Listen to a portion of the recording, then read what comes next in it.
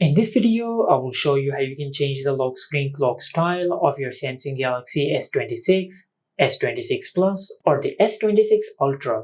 Now to change the clock style of your Samsung phone, first of all, just go to the lock screen, then tap and hold on the empty space in the lock screen. After that, just enter your lock screen PIN, and by doing that, you will enter into the editing section. Now to change the clock style, just tap on the clock to select it, then tap on style over here.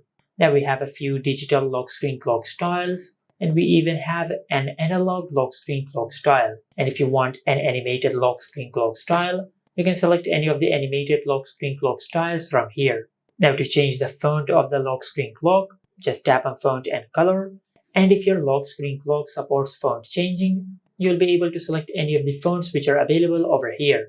Now since this font does not support font changing, I will select any other style from here. For an example, I will select this one. Now you can increase the lock screen clock size as you like. Now if I go to the font and color section, I will be able to change the font and the color of our lock screen clock style, just like that. Now with this slider, you can increase or decrease the thickness of the font, just like that. Now once you're done customizing your lock screen clock, then tap on done to save. And this is it. Make sure to like, comment, and subscribe. Thank you for watching.